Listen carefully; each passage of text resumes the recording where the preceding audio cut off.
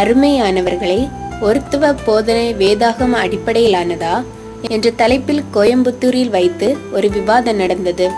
அந்த விவாதத்தில் நடந்த சில கருத்துக்களை பாஸ்டர் சில்வான்ஸ் கென்றி அவர்கள் நிலா டிவியில் பேசினார்கள். அதை இணையதளத்தில் வெளியிடவும் செய்தார்கள். இதை பார்த்த ஆலன் அதற்கு மறுப்பு தெரிவித்திருக்கிறார்.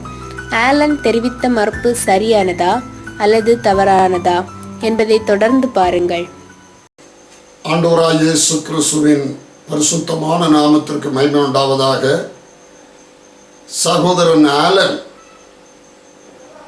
எங்களை, அதாவது தேவன் ஒருவர் என்கிற விசுவாசத்தில் நிற்கிற அடியனையும் அடியனோடு சேர்ந்த தேவனுடைய பிள்ளைகளையும் உலகமெங்கு இருக்கிற அப்போஸ்தலர்கள் சகல தெய்வ மக்களையும் அந்தி கிறிஸ்துக்கள் என்றும் ஓநாய்கள் என்றும் அவர் சொல்லி கடினமான வார்த்தைகளால் பேசியிருக்கிறார். ஆகவே நாங்கள் எது சத்தியம் என்று தெளிவாக பேச வேண்டிய கட்டாயம் எங்களுக்கு வந்துவிட்டது.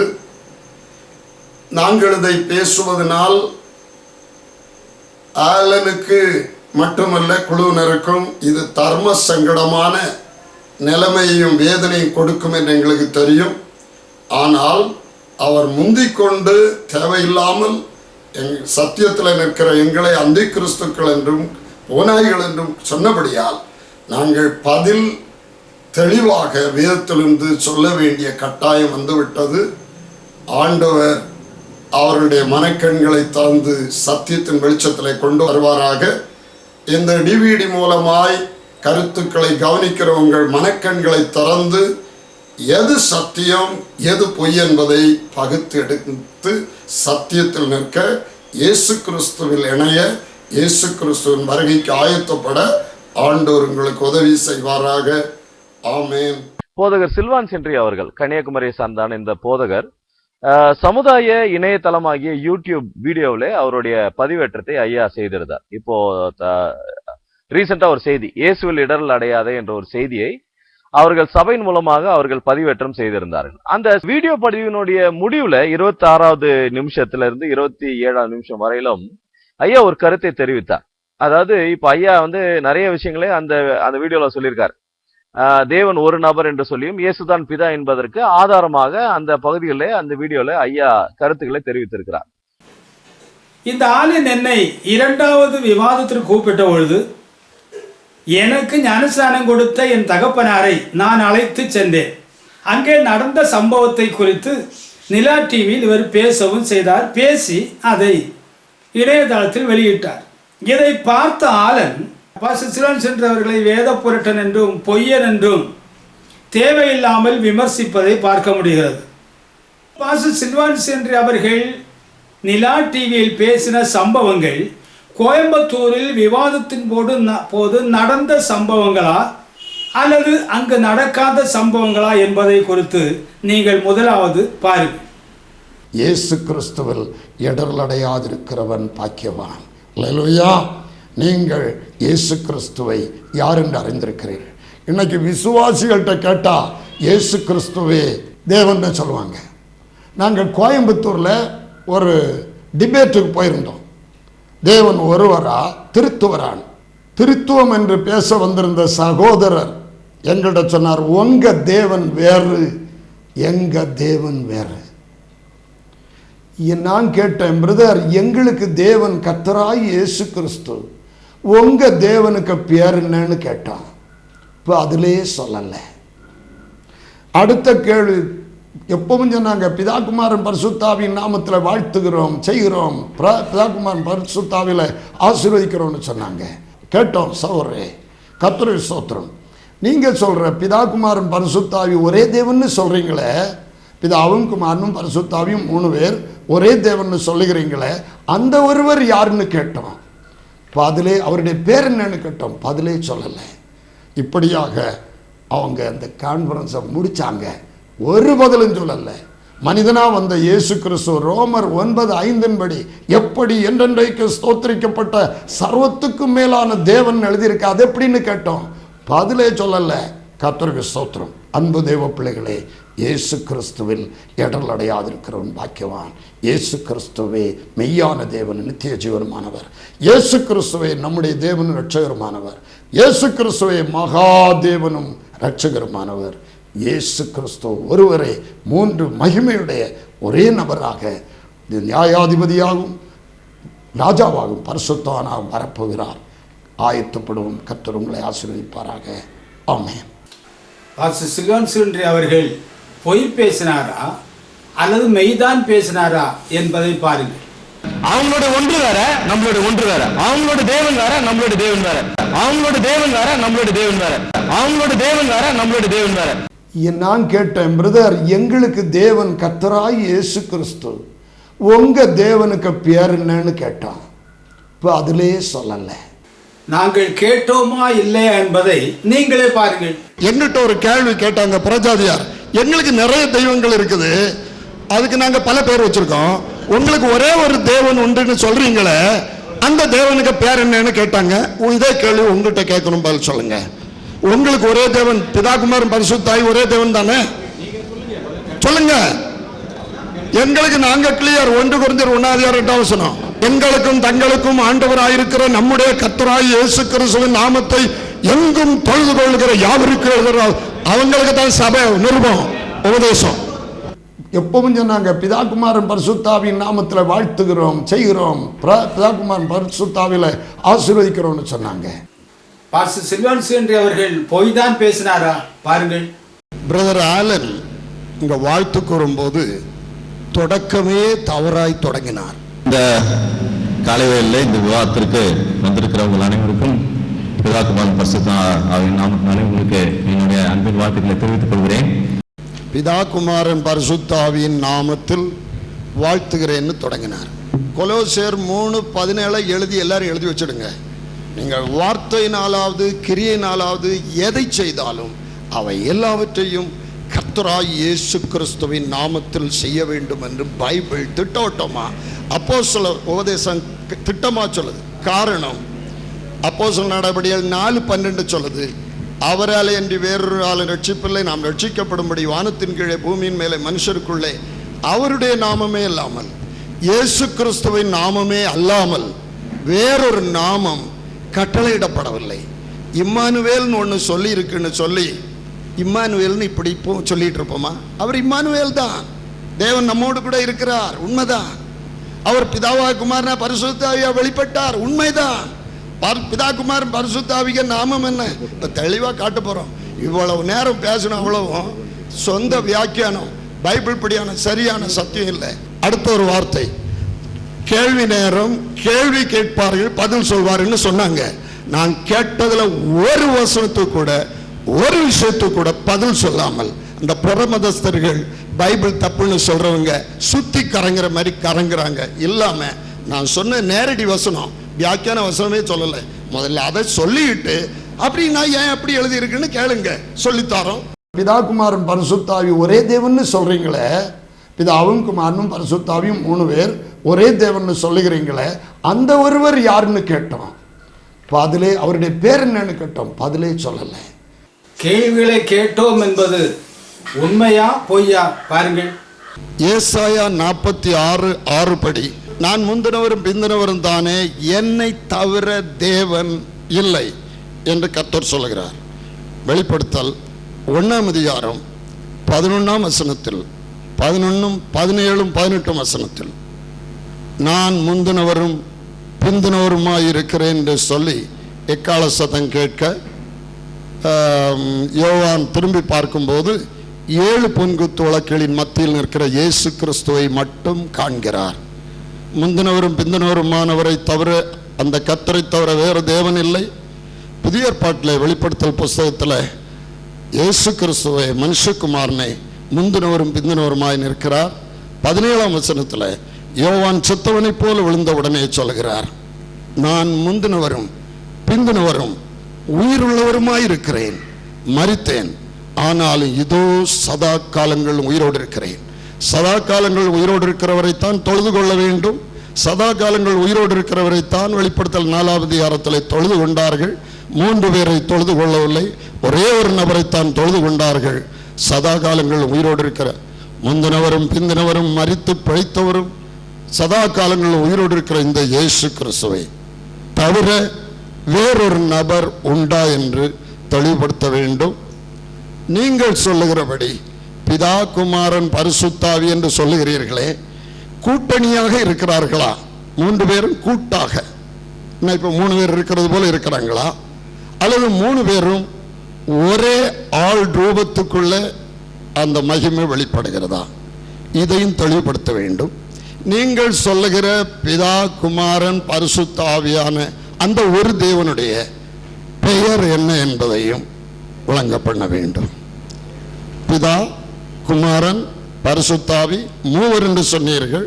அந்த 3 ஒருவரான அந்த தேவனுடைய பெயர் என்ன என்பதை விளக்க வேண்டும். பாஸ்டர் சில்வான் சென்று அவர்கள் 11 கேள்விக்கு மேலாக கேட்டார்கள். அதில் ஒரு கேள்விக்கு கூட பதில் சொல்லாமல் உழப்பிக் கொண்டே இருந்தார்கள். அதை நீங்கள் இணையதளத்தில் பார்க்கலாம். இப்படியாக அவங்க அந்த கான்ஃபரன்ஸை முடிச்சாங்க. ஒரு பதிலும் சொல்லல. மனிதனா வந்த இயேசு கிறிஸ்து ரோமர் 9:5 படி எப்படி என்றென்றைக்கு ஸ்தோத்திரிக்கப்பட்ட சர்வத்துக்கும் மேலான தேவன் எழுதியிருக்க, அது எப்படின்னு கேட்டோம். பதிலே சொல்லல. பதில் சொன்னார்களா? பவுல் சொல்லுகிறார், அப்போஸ்தலர் 20:28 தேவன் தம்முடைய சொந்த இரத்தத்தால் நம்மை சம்பாதித்தார். அப்படின்னா தேவன் ரத்தம் சிந்தினார் சொல்லுகிறார். அந்த கொரிந்தியர்கள் எழுதும் போது மகிமையின் கர்த்தரை நீங்கள் சிலுவையில் அறைந்தீர்கள் சொல்லுகிறார். ஸ்தேவான் சொல்லும் பொழுது மகிமையின் தேவனை இந்த ஆபிரகாம் கண்டார் என்று சொல்லுகிறார். அப்படியானால் தேவன் மாம்சத்தில் வெளிப்பட்டார்.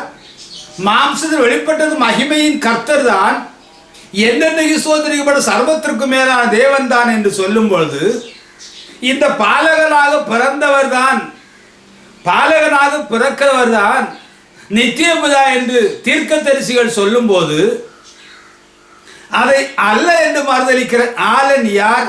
நிதானம் உங்களுடையது. தேவன் ஒருவரே, அந்த தேவனுக்கும் மனுஷருக்கும் மத்தியஸ்தர் ஒருவரே, மனுஷனாகிய கிறிஸ்து இயேசுவரே. இதை நான் கேட்டேன். மனிதனாகிய இந்த இயேசு என்றென்றைக்கு ஸ்தோத்திரிக்கப்பட்டவர் எத்தனை பேர்? 3 பேரா? ஸ்தோத்திரிக்கப்பட்டவர் ஒருவரா? ஸ்தோத்திரிக்கப்பட்டவர் ஒருவரா? அந்த ஸ்தோத்திரிக்கப்பட்ட என்றென்றைக்கும் ஸ்தோத்திரிக்கப்பட்ட சர்வத்துக்கு மேலான தேவனாக இந்த மனிதன் எப்படி மாறினார்? இதுதான் நான் கேட்டேன். அதுக்கு பதிலே இல்லை. பாஸ்டர் சில்வான் சென்றி அவர்கள் நிலா டிவியில் கொடுத்த செய்தி அங்க கோயம்புத்தூரில் நடந்த செய்தியா அல்லது நடக்காத செய்தியா? பொய்யை பேசினாரா மெய்யை பேசினாரா? இதை ஆளிடத்தில் கேட்டு விசாரிக்க வேண்டிய நீங்கள், ஆளன் பொய்யனா மெய்யனா என்று ஆளனுக்கு தீர்ப்பு கூற வேண்டியது நீங்கள் தான். கர்த்தருக்கு ஸ்தோத்திரம். அன்பு தேவ பிள்ளைகளே, இயேசு கிறிஸ்துவில் இடர் அடையாதிருக்கிறவன் பாக்கியவான். இயேசு கிறிஸ்துவே மெய்யான தேவன், நித்திய ஜீவனுமானவர். இயேசு கிறிஸ்துவே நம்முடைய தேவனும் இரட்சகருமானவர். இயேசு கிறிஸ்துவே மகாதேவனும் இரட்சகருமானவர். இயேசு கிறிஸ்து ஒருவரே 3 மகிமையுடைய ஒரே நபராக நியாயாதிபதியாகவும் ராஜாவாகவும் பரிசுத்தவானாகவும் வரப்போகிறார். ஆயத்தப்படுவோம். கர்த்தர் உங்களை ஆசீர்வதிப்பாராக. ஆமென். பாஸ்டர் சில்வான் சென்றி அவர்களை களங்கப்படுத்துவதற்காக பாஸ்டர் சில்வான் சென்றி அவர்கள் ஒப்பந்தத்தை மீறினார்கள் என்ற குற்றச்சாட்டை ஆளுநர் வைக்கிறார். ஒப்பந்தத்தை மீறி இருப்பது யார்? ஒப்பந்தத்தை மீறி இருப்பது யார் என்பதை நீங்கள் கவனியுங்கள். கர்த்தருடைய பரிசுத்த நாமத்திற்கு மகிமை உண்டாவதாக. விவாத ஒப்புதல் கடிதம் 11/9/2013 சகோதரன் ஆலன் இம்மானுவேல் அவர்களுக்கு நீங்கள் 4/9/2013 எழுதின கடிதம் கிடைத்தது. அதில் கண்டிஷன் சரியாக புரியவில்லை என்று கூறினால் அதை குறித்து விவரமாக எழுதும் கடிதம் இது. கண்டிஷன் 1. விவாதத்தில் பேச வேண்டியது நாம் இப்போது உபயோகித்து கொண்டிருக்கிற தமிழ் பைபிள் மட்டும் என்று கூறுவதற்கு காரணம், எனக்கு தமிழ் ஒழிய மற்ற மொழிகள் தெரியாதனாலும் பைபிளை மட்டுமே நான் விசுவாசிப்பதனாலும் பைபிளுக்கு வெளியே உள்ள சம்பவங்கள் தெரியாதனாலும் பைபிள் மட்டும் விவாதித்தால் போதுமானது. முதலாவது இந்த ஒப்பந்தத்தை அவர்கள் மீறினார்கள். தமிழ் வேதாகமத்தில் இருந்து ஒருத்துவ போதனையை மறுப்பு தெரிவிக்க முடியாது என்பதற்காக எபிரேய பைபிள் அப்படி இருக்கிறது இப்படி இருக்கிறது என்று பேசினார்கள். அது ஒப்புதலை மீறுவதா இல்லையா? நிதானம் உங்களுடையது. அடுத்ததாக முதலாவது இருவருடைய பேக்ரவுண்டையும் பைபிள் ஆதாரத்தோடு அங்கே தெளிவுபடுத்த வேண்டும் என்று கூறியிருப்பது, நாம் எந்த அடிப்படை விசுவாசத்தில் ஊழியக்காரனானோம் என்பதை குறித்து இருவரும் வேத ஆதாரத்தோடு விளக்க வேண்டும். அதை குறித்து நான் விளக்குவதற்கு எனக்கு 30 நிமிட நேரம் தர வேண்டும் என்று சொல்லியிருக்கிறேன். முதல் 30 நிமிடத்தில் நான் என்னுடைய சபை வரலாறை நிரூபித்தேன். ஆலன் தன்னுடைய சபை வரலாறை நிரூபித்தாரா? ஒருத்துவ போதனை வேதாகம் அடிப்படையிலானதா என்று நீங்கள் அடித்து பாருங்கள், அங்கே வரும். ஆலனிடத்தில் நீங்கள் அதை கேளுங்கள். 3. விவாதம் நடந்து முடிந்த பின்பு அங்கு அமர்ந்திருக்கிறவர்களுக்கு சத்தியங்கள் அடங்கின சீடிகள், புஸ்தகங்கள், கைப்பிரதிகள் கொடுத்தால் குழப்பங்கள் உண்டாகுமானால், அதாவது அப்படி செய்தால் குழப்பம் உண்டாகும் என்று சொன்னார்கள். அப்படியானால் முதலாவதே அவைகளை கொடுக்கவோ அல்லது நீங்களே எங்கள் கையிலிருந்து வாங்கி எங்கள் முன்னிலையில் அவர்களுக்கு அவைகளை கொடுக்கவோ உதவலாம் என்று கேட்டிருந்தேன். கொடுக்கலாம் என்று செல்போன் மூலம் பேசினார்கள். அதற்கு பின்புதான் சென்றேன். ஆனால் அங்கே நடுவர் எதையும் கொடுக்கக்கூடாது என்று கூறுவதையும் பாருங்கள். இந்த விவாதத்தின் போது தனிநபர்களோ அல்லது எந்த சபையை சேர்ந்தவர்களோ எந்த குழுக்களை சேர்ந்தவர்களோ எந்த விதமான கைப்பிரதிகளோ புத்தகங்களோ சிடி வீடியோ டிவிடி காரியங்களை யாரும் விநியோகிக்கக்கூடாது என்பது இந்த விவாத குழுவினுடைய வேண்டுகோள். ஆகினால யாரும் அதை செய்யாதீர்கள். ஒப்பந்தத்தை மீறினது யார் என்பதை நீங்களே நிதானியுங்கள். அடுத்ததாக முதல் நாள் 2ஆம் விவாதம் முதல் விவாதத்தின் தொடர்ச்சியாக குழு விவாத வடிவில் நடைபெறும். குழு ஆய்வு அல்லது குழு விவாதமாக நடைபெறும். குழு விவாதத்தில் உங்கள் தரப்பில் 3 பேரும் எங்கள் தரப்பில் 5 பேரும் என்று எழுதவில்லை, 3 பேரும் கலந்து கொள்வார்கள் என்று எழுதியிருக்கிறது. ஆனால் அங்கே அவர்கள் தரப்பில் 5 பேர் கலந்து கொண்டார்கள். இது ஒப்பந்த மீறுதலா இல்லையா? அப்படியானால் பொய்யன் யார்? சத்தியத்தை புரட்டுகிற வேத புரட்டன் யார்? நிதானம் உங்களுடைய. அங்கே எதையும் கொடுக்கக்கூடாது என்றார்கள். ஆனால் ஒருத்துவ கொள்கைக்காரனாகிய ராபின்சன் பொய்யரா என்ற தலைப்பில் ஒரு புஸ்தகத்தை கொடுத்தார்கள், ஒரு கைப்பிரதி. அதில் உங்கள் சிந்தனைக்கு ராபின்சன் பொய்யரா? ஆம், பொய்யர். ராபின்சன் முன்னுக்கும் பின்னுக்கும் முரண்பாடாக பேசுவாரா? ஆம், அதெல்லாம் அது மட்டும்தான் சூப்பராக பேசுவார். 1க்கும் 2க்கும் வித்தியாசம் தெரியாதவரா? ஆம், வித்தியாசம் தெரியாதவர். ஒருமைக்கும் பன்மைக்கும் வித்தியாசம் தெரியாதவரா? ஆம், சத்தியமாக தெரியாதவர். டிவிடியில் உண்மைகளை மறைத்து எடிட்டிங் கட்டிங் செய்ய தெரிந்தவரா? ஆம், உண்மைகளை மறைக்க தெரிந்தவர். இந்த ஆலன் கூறியிருக்கிற சம்பவம் சரியா தவறா என்பதை அறிந்து கொள்வதற்காக முதல் விவாதத்தை திருத்துவ போதனை வேதாகம் அடிப்படையில் ஆனதா என்றும் 2ஆம் விவாதத்தை ஒருத்துவ போதனை வேதாகம் அடிப்படையிலானதா என்றும் நீங்கள் இணையதளத்தில் அடிப்பீர்களானால் உண்மையும் பொய்யும் அறிந்து கொள்ள முடியும். மட்டுமல்ல, கர்த்தரின் சித்தமானால் அடுத்தொரு விவாதம் நடக்க இருக்கிறது. அந்த விவாதத்தின் போது ஆலன் யார் என்பதை நிதானித்து பார்க்க முடியும் என்பதை உங்களிடத்தில் சந்தோஷபூர்வம் அறிவித்துக் கொள்கிறேன். ஒரு டிவிடி அவர்கள் வெளியிட்டிருக்கிறார்கள். அந்த டிவிடியில ஒரு பதிவேற்றத்தை அவர்கள் போட்டிருக்கிறார். அதை நான் உங்களுக்கு இப்பொழுது படித்து காண்பிக்க விரும்புகிறேன். இயேசு யார் என்று அறிவதாலும் அவரை விசுவாசிப்பதனாலும் ரட்சிப்பு வரவே வராது. இதுக்கு ஆதார வசனமாக மார்க் 16:16 வசனத்தை போட்டிருக்கிறார். இப்ப இவர் சொல்றது உண்மையா இல்ல நீங்க சொல்றது? ஏன்னு கேட்டா இயேசுதான் மெய்யான தேவன், அவர் தான் தொழுது கொள்ளணும். நீங்க வீடியோக்கள் ஏற்கனவே செய்திகள் போட்டிருக்கீங்க. இவர் சொல்றது இயேசு யார் என்று அறிவதாலும் அவரை விசுவாசிப்பதாலும் ரட்சிப்பு வரவே வராதுன்றீங்க. இயேசு என்று பெயரை சொல்லுவதனாலோ இயேசு என்று விசுவாசிப்பதனாலோ ரட்சிப்பு வராது. விசுவாசம் உள்ளவனாகி ஞானஸ்நானம் பெருகந்தான் ரட்சிக்கப்படுவான் என்றும், குமாரனாக நின்ற தேவன் தான் நித்திய பிதாவும் தொழுகைக்குரியவரும் 1:1 2 உங்களுக்கும் தங்களுக்கும் ஆண்டவராயிருக்கிற கர்த்தராகிய இயேசு கிறிஸ்துவின் நாமத்தை எங்கும் தொழுது கொள்கிற அனைவருக்கும் என்றுதான் எழுதியிருக்கிறது என்று கூறி இவைகளை நிரூபித்தேன். நான் எப்பொழுது எந்த சபையில் சேர்ந்திருக்கிறேன் யோசித்து பார்க்க வேண்டியிருக்கிறேன். இயேசு கிறிஸ்து வரும்போது இங்கே ஞானஸ்நானம் பெற்றிருக்கிற, இங்கே ஞானஸ்நானம் கொடுத்திருக்கிற இவர்கள் பரலோகம் போவார்களா? நாம் சிந்தித்து பார்க்க வேண்டும். ஞானஸ்நானத்தின் பொருட்டு உங்களுக்கு தெரிந்தவர்களோ, விசுவாசம் உள்ளவனை ஞானஸ்நானம் பெற்றவன் தான் ரட்சிக்கப்படுவான், அல்லாதவன் ரட்சிக்கப்படுவான் சொல்லவில்லை. ஞானஸ்நானம் பெற்றவர்கள் தான் ரட்சிக்கப்படுவார்கள் சொல்கிறார். ஞானஸ்தானம் எதற்காக? மறுபிறப்பிற்காக, பாவம் கழுவப்படுவதற்காக, பாவ மன்னிப்புக்காக, நல்மன சாட்சியின் உடன்படிக்கைக்காக. விருத்த சேதனமும் பெயர் சூட்டலையும் நம்மில் நிறைவேற்றுவதற்காக, வரும் கோபாக்கினையிலிருந்து தப்புவித்துக் கொள்வதற்காக, தேவநாமம் தரிக்கப்பட்டு தேவ ராஜ்யத்தில் தேவனோடு இருப்பதற்காக. ஞானஸ்தானம் எந்த நாமத்தில்? பிதா, குமாரன், பரிசுத்த ஆவியின் நாமத்தில். நாமம் என்ன? இயேசு என்பதே நாமம். எங்கெல்லாம் கொடுத்தார்கள்? எங்கெல்லாம் எடுத்திருக்கிறார்கள்? கொடுத்ததும் எடுத்ததும் வேதத்தில் இருக்கிறதே. இதுவரையில் பேசுகிற சாராம்சம் தேவன் ஒருவர் தான். ஆவியாக உலகம் அனைத்திலும் நிரம்பி இருக்கிறார். அவருடைய செயல்களை தான் பார்க்கிறோம். குமாரனாக அல்லது அந்த தேவனாக அல்லது தூதனானவராக இங்கு மனிதனானவராக ஆவியானவராக நம்மை வழிநடத்துகிறார். அவருடைய செயல்கள். அவர் இந்த சரீரத்திற்கு வருகிறார். அப்போது எங்கும் அனைத்திலும் தேவனாக இருக்கிறார். அவர் சரீரத்தை இடிக்கிறார். அப்போது ஆவித்தன் தேவனுக்கு ஒரு கோட்டமும் இல்லை. அதனால் இதுவரையில் பேசுவதே சாராம்சம், இந்த வேதாகமத்தை கடைபிடியுங்கள். வேதாகம் ஒழுங்குக்குள் வாருங்கள். இயேசு யார் என்று அறிவதாலும் அவரை விசுவாசிப்பதனாலும் ரட்சிப்பு வரவே வராது. இதுக்கு ஆதார வசனமாக மார்க் 16:16 வசனத்தை போட்டிருக்கிறார். இப்ப ஐயா தெளிவுபடுத்தி சொல்லணும், நீங்களும் அந்த குழுல இருக்கிறவங்களுக்கும் ஒருத்தருக்கு ஒருத்தர் சம்பந்தம் இல்லாதவங்களா, இல்ல சம்பந்தப்பட்டுதான் வந்தீங்களா, அறிந்து வந்தீங்களா, அறியாம வந்தீங்களான்னு ஐயா எடுத்து விளக்கணும். ஆலன் கூறுவது சரியா?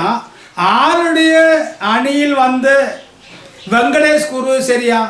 இரண்டு பேரும் கூறுவதை நீங்களே கவனியுங்கள். அவர் பிதா, அவர் குமாரன், அவர் பரிசுத்தாவி. அவர் பிதா, அவர் குமாரன், அவர் பரிசுத்தாவி. அவர் பிதா, அவர் குமாரன், அவர் பரிசுத்தாவி. 3 separate persons in any language. எந்த மொழியில நீங்க எடுத்து படிச்சாலும் தெளிவாக 3 தனிப்பட்ட நபர்களை வேதம் காட்டுகிறது. தெளிவாக 3 தனிப்பட்ட நபர்களை வேதம் காட்டுகிறது. தெளிவாக 3 தனிப்பட்ட நபர்களை வேதம் காட்டுகிறது. அவர் பிதா, அவர் குமாரன், அவர் பரிசுத்தாவி. அவர் பிதா, அவர் குமாரன், அவர் பரிசுத்தாவி.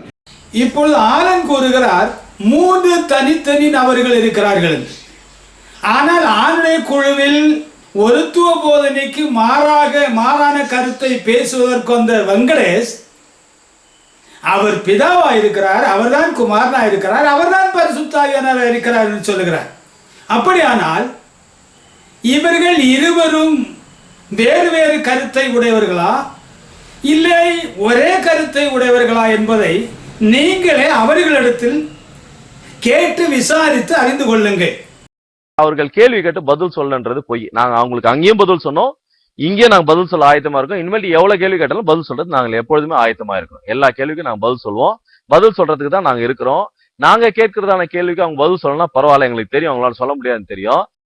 பாஸ்டர் சில்வான் சென்று அவர்கள் 11 கேள்விக்கு மேலாக கேட்டார்கள். அதில் ஒரு கேள்விக்கு கூட பதில் சொல்லாமல் உழப்பிக் கொண்டே இருந்தார்கள். கேள்வி நேரம், கேள்வி கேட்பார்கள், பதில் சொல்வார்கள் சொன்னாங்க.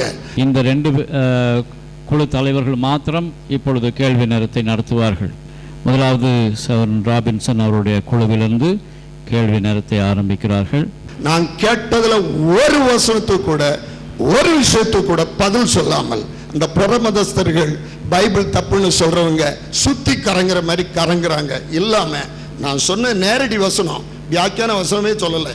முதல்ல அதை சொல்லிட்டு அப்படி நான் ஏன் அப்படி எழுதி இருக்குன்னு கேளுங்க, சொல்லித்தாரோம். 270 வசனத்திற்கு மேலாக நாங்கள் ஒருத்துவ போதனை தான் வேதாகம் அடிப்படையிலானது என்று நிரூபித்தோம்.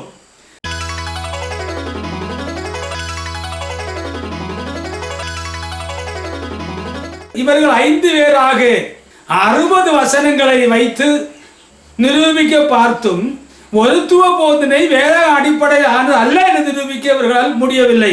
அதை நீங்கள் இணையதளத்தில் ஒருத்துவ போதனை வேதாகம் அடிப்படையிலான என்று அடித்து பார்த்து அறிந்து கொள்ளுங்கள். இரண்டாவதாக மாதட்டுகிறார். அவர்களுடைய கேள்விக்கு எத்தனை கேள்விக்கானாலும் நாங்கள் பதில் சொல்லுவோம். ஆலனுக்கு கடிதங்கள் அனுப்பி பதில் அனுப்பவில்லை. மூன்றாவது கடிதத்துக்கு இப்பொழுது பதில் அனுப்பியிருக்கிறார். விவாத ஒப்புதல் கடிதம் 8/11/2014 சகோதரன் ஆலன் இம்மாலியனுக்கு. அனுப்புனர் ராபின்சன் ஒருங்கவிளை.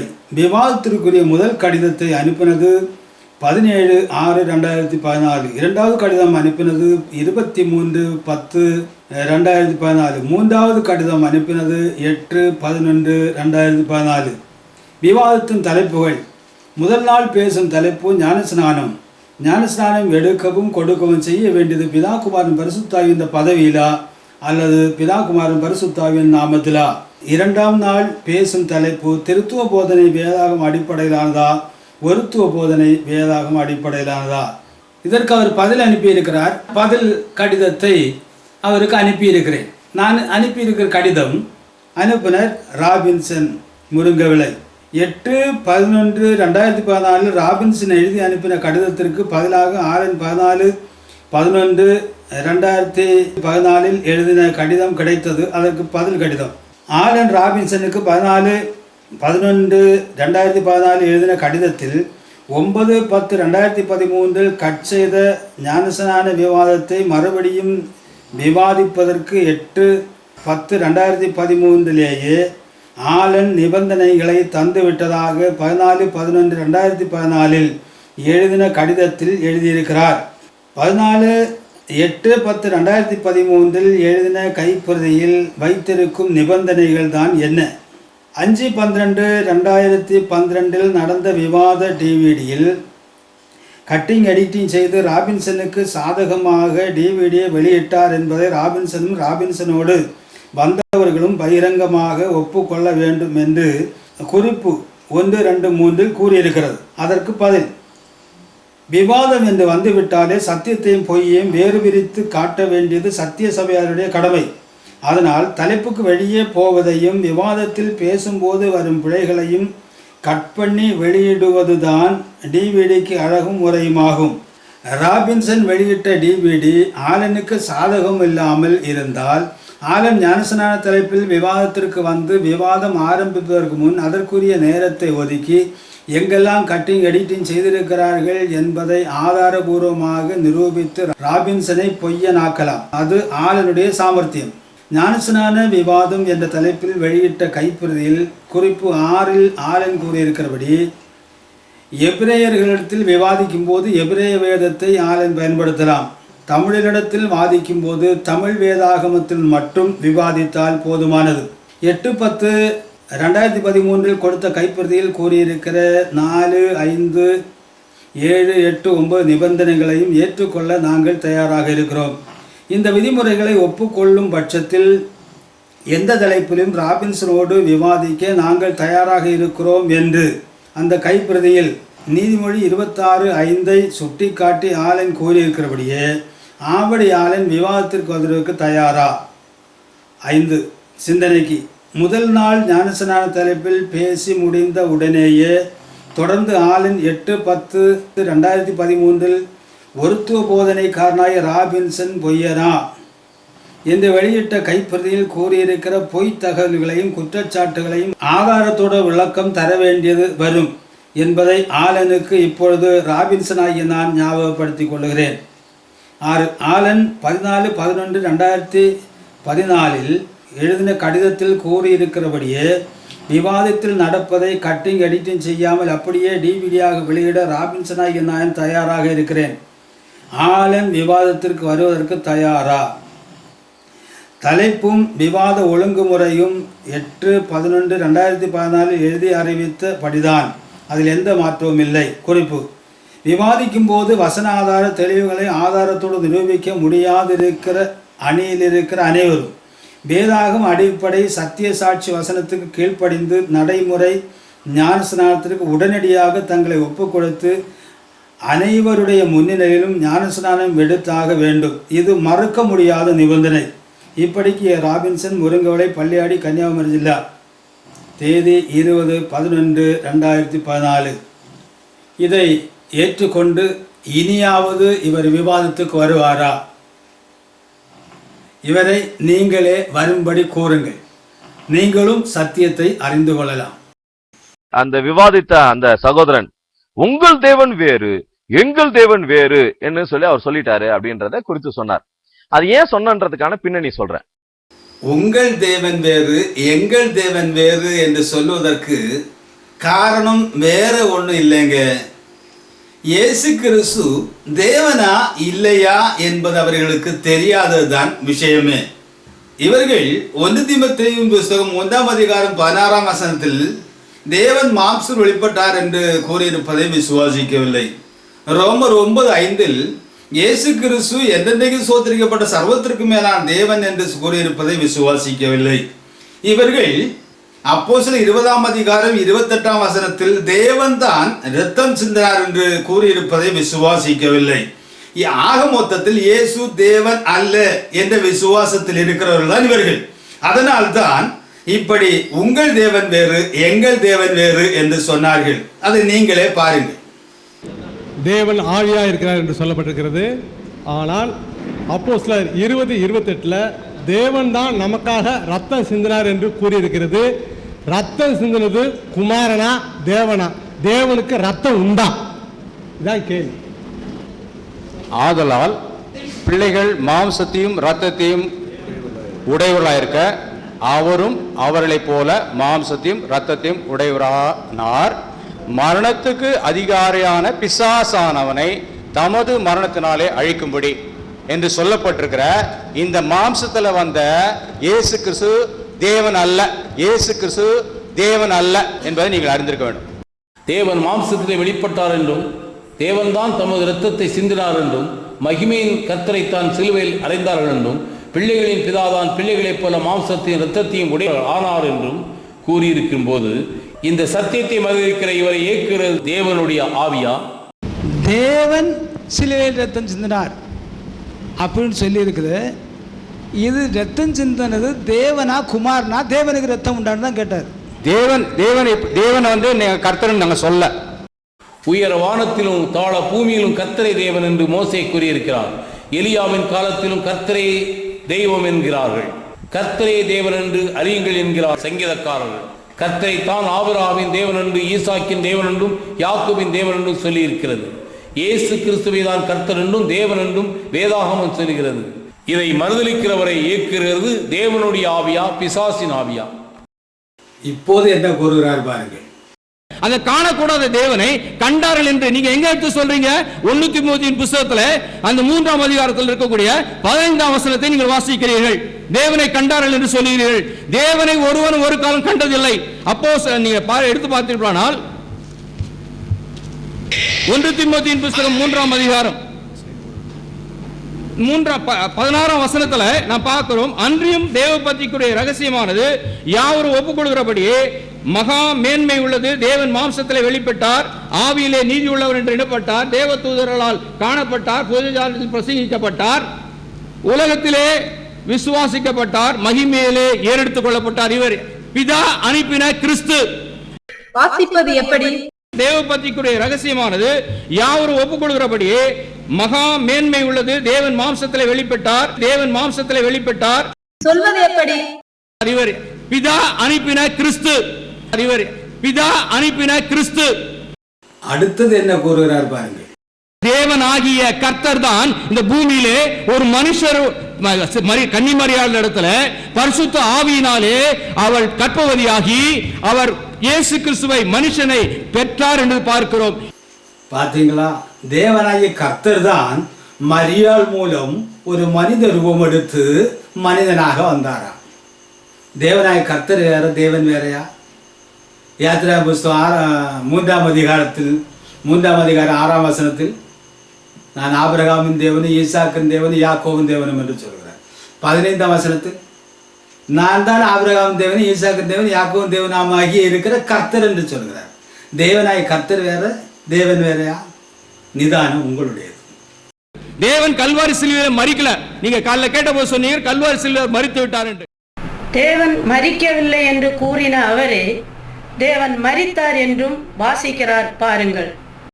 ஆகையால் உங்களை குறித்தும் தேவன் தம்முடைய சுய ரத்தத்தினால் சம்பாதித்துக் கொண்ட தேவன் தம்முடைய சுய ரத்தத்தினால் சம்பாதித்துக் கொண்ட தேவன் தம்முடைய சுய ரத்தத்தினால் சம்பாதித்துக் கொண்ட தேவனை பார்க்கவே முடியாது என்று சாதிக்கிற இவரே தேவன் இரத்தம் சிந்தினார் என்றும் வாசித்தார்.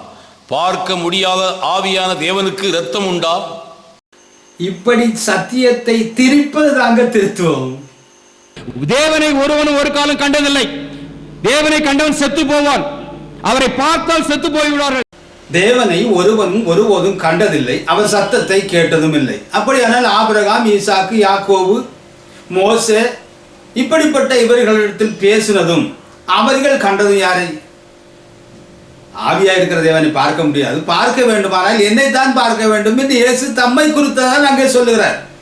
அதை அறியாதவர்கள் யார்? நிதானம் உங்களுடையது. மனோவாவும் மனைவியும் கண்டது தேவனை தான் என்று அவரே கூறுகிறார். கண்டால் செத்து போவார்கள் என்றும் அவர்தான் கூறுகிறார். இவருக்கு புத்தி மாறாட்டம் இருக்கிறதா? சிம்சோனுடைய தாயார் மனோவா சொல்லுகிறார், தேவனை கண்டோம், பலியை ஏற்றுக்கொண்டார், நாம் செத்து போய்விடுமே என்று சொல்லுகிறார். சிம்சோனுடைய தாயார் மனோவா சொல்லுகிறார், தேவனை கண்டோம், பலியை ஏற்றுக்கொண்டார், நாம் செத்து போய்விடுமே என்று சொல்லுகிறார். மணி சொன்னால் இல்ல தேவன் நம்முடைய பலியை அங்கீகரித்துக் கொண்டபடினாலே தேவனை கண்டால் நாம் சாக மாட்டோம். அடுத்தது என்ன கூறுகிறார் பாருங்க. கொலோசியருக்கு 1ஆம் அதிகாரத்துல 15ஆம் வசனத்துல அவர் அதரிசனமான காணக்கூடாத ஒருவரும் கண்டிராத தேவனுடைய தற்சுரூபம் என்று சொல்லி காணக்கூடாதவரை ஒரு நாளும் இந்த வேதம் முழுவதிலும் அவரை கண்டால் தேவனை கண்டார்கள் என்று யாராவது ஒரு வசனம் எடுத்து காமிச்சிருக்க.